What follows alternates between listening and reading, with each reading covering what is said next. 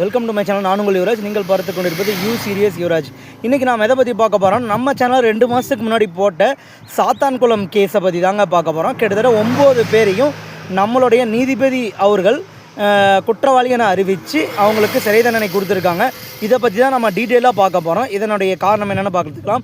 Friends of போலீஸ்னு Jayalalithaa அவர்களால் கொண்டு வரப்பட்ட அந்த துறையினர் சேர்ந்து செஞ்ச ஒரு வேலையின் காரணமாக கிட்டத்தட்ட ஒரே குடும்பத்தை சேர்ந்த தந்தை மகன் இருவருமே கொரோனா டைமில் அடித்து கொல்லப்பட்டிருக்காங்க 2020. கிட்டத்தட்ட பார்த்திங்கன்னா கடையை லேட்டாக சாத்தினதாக சொல்லி சொன்னாங்க.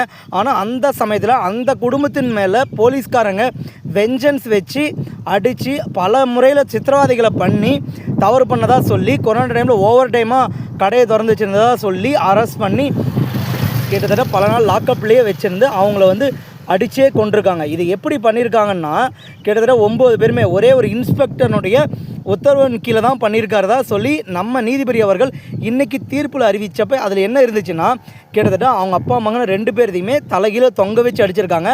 அடுத்ததாக அந்த இருவரையுமே படுக்க வச்சு நல்லா அடியடின்னு அடிச்சிருக்காங்க.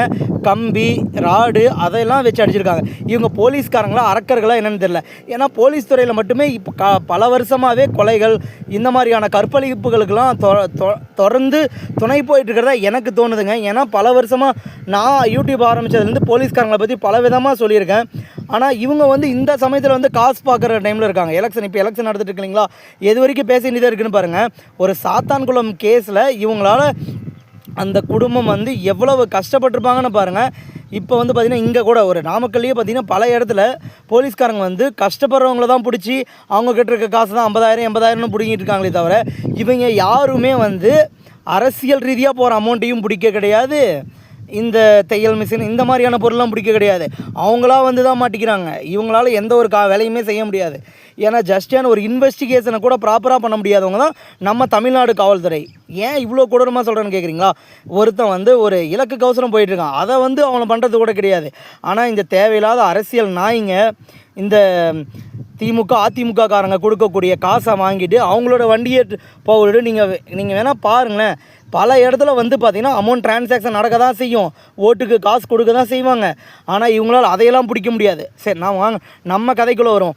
அதனால் அந்த 9 பேரையுமே குற்றவாளிகள் என தமிழ்நாடு நீதிமன்றம் அறிவிச்சிருக்காங்க. இது ஒரு மிகப்பெரிய இதுவாக பார்க்குறேங்க. இது ஒரு தனிப்பட்ட ஃப்ரெண்ட்ஸ் ஆஃப் போலீஸோடைய ஒரு விளையாட்டாக தான் நான் நினைக்கிறேனே தவிர போலீஸ்காரங்க சீரியஸாக ஒரு திருடனெலாம் பிடிச்சி அடிக்க கிடையாதுங்க. இது போலீஸ்காரங்களோட இது ஒரு லாக்அப் டெத்தாக தான் பார்த்துட்ருக்கேன் நான். ஏன்னா பல வகையில் போலீஸ்காரங்க பண்ண குற்றத்தில் இதுவும் ஒன்றா தான் நான் பார்த்துட்ருக்கேன். மக்களே பார்த்துக்கோங்க, போலீஸ்காரங்கிட்ட கொஞ்சம் பாதுகாப்பாக இருந்துக்கோங்க.